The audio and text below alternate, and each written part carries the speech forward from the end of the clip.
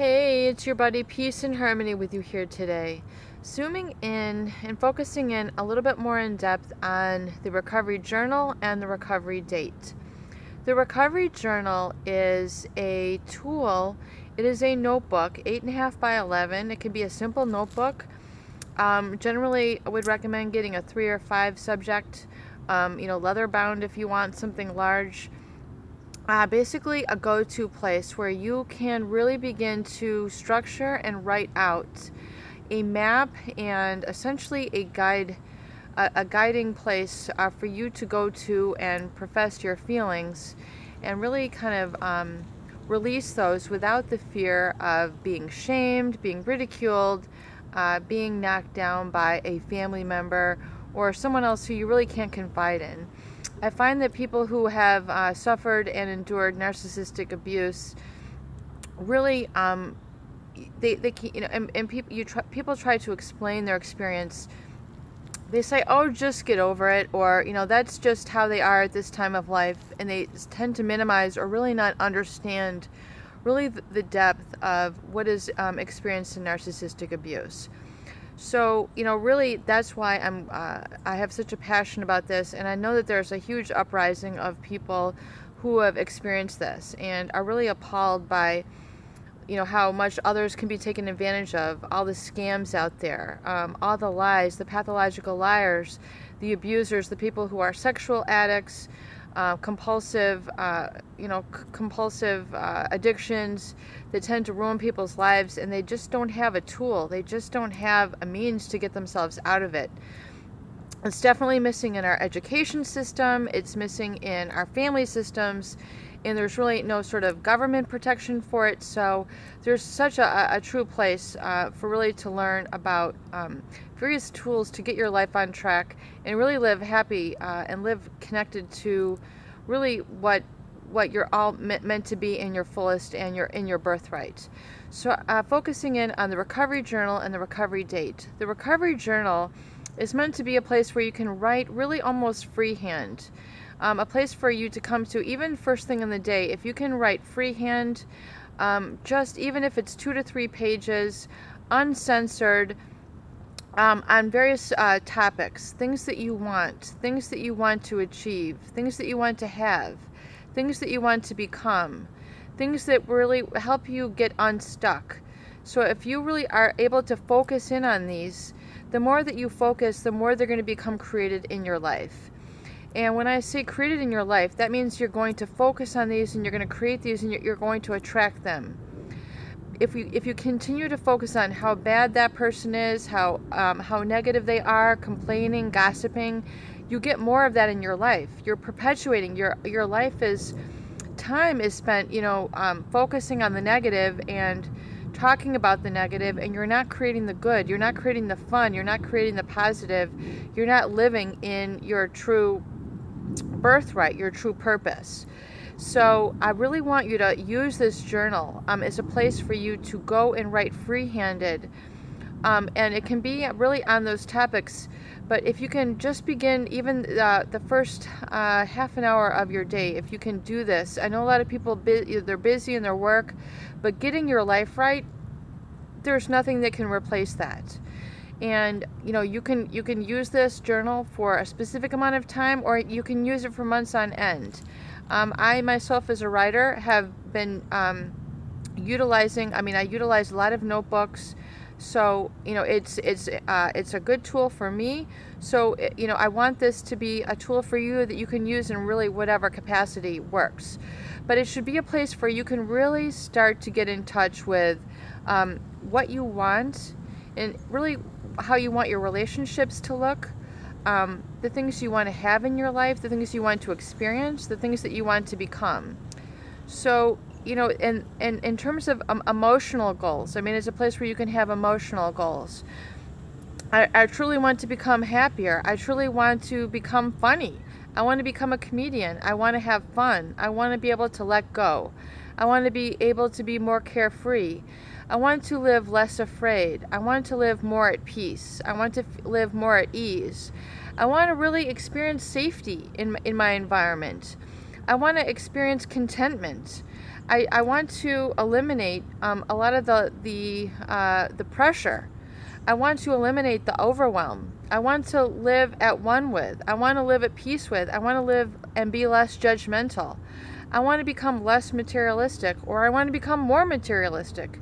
I mean, it's up to you. These are the sort of things that you need to really focus in on your life and focus in on the person that you become. Because really, the person that you become is that which you can truly feel good about and proud of, and it's for you. It's not meant to just impact and control others. It's a true sort of divine energy that you start to really develop in your life. And if you've oftentimes, I find that people who have been around narcissistic abusers, they really need to reclaim this experience in their life. And really kind of, no matter where you're at, even if you've suffered, emotionally to the point where you're so, exhausted, you're just verklempt, is another expression. Just, really on the down and out, feeling like that you can't trust yourself, you can't even trust others, you can't trust life again. That is just a toxic residue. It is an after effect of being abused or really brainwashed in a negative sort of manner. And you really need to take action steps away from that. Turning off the news, turning off the, getting away from these toxic people. If you've idealized them in your life and they're not really beneficial for you, they're leaving you feeling unhappy, unfulfilled, unneglected, and they're not the real you, these are people you most likely need to let go of in your life. It's just, it's just how it's going to be. And you need to expand your experiences and really begin to fill the well. Really realize and get in touch with really what is energizing for you. What really starts to kind of make you tick? What starts to ignite you a little bit? What are you really interested in? It can be something as selfish as I want to, paint, or I want to do ceramics, or I want to write poetry, or I want to go out, and, become a wine connoisseur or a cheese connoisseur, or I want to get really good at like brewing, craft brewery at home, or I really want to grow a fabulous garden. These can be like selfish indulgences, things that you've never, really had an opportunity to do. Maybe you want to begin to work on, sorry about my knee there. Maybe you really want to get into religious studies. You want to study the religions of the world, things that you just have latent interest in. These are things you need to really discover and really develop in your recovery journal. And really try to get away from the brainwashing, because the narcissist has probably has taught you to behave in a certain way that's maybe not beneficial for you, not the real you. And and so you need to counteract that and find out what truly makes you happy, what truly inspires you, what truly gives you a passion. And it can be a cause. It can be a culture, it can be a study, it can be a recreational activity. I mean, these are all sorts of things. You might find that you're really into fitness and you really are into healthy living, or you might be wanting to develop, a vegan lifestyle or a raw lifestyle. You might want to get into more like aerobic, the Bikram yogas, or, something that you've really wanted to explore that could really help you, really de-stress and get out of that sort of toxic cycle that you have found yourself in. And then take 2 hours, at least a week, to go on that recovery date. And I call it a recovery date because it's meant to be taken for yourself to, in essence, what's called fill the well, or fill up and satisfy that part of yourself that needs to receive, that needs to go out and really sort of explore and do something totally new. It might be just taking a few hours and, I've always wanted to explore this Bikram yoga place. Maybe go out and just, ask for a tour, ask to speak to some of the instructors, see how did they get involved, what are the results, how did you get certified, is this something I want to learn to do, or do I want to learn to teach it? Or do I want to, illustrate a book for it? I mean, there are all sorts of different avenues and there are all sorts of possibilities. But no matter what is going on in your life, the busier you are, the more you need to take this time for yourself. You need to take out that inner new you, that, and make it a recovery date, just 2 hours where you go out and you indulge that healed part of yourself, where you're not a mother, you're not a daughter, you're not a victim, you're not the abused. You are, now championing that new, excited and inspired part of yourself, and go on that recovery date.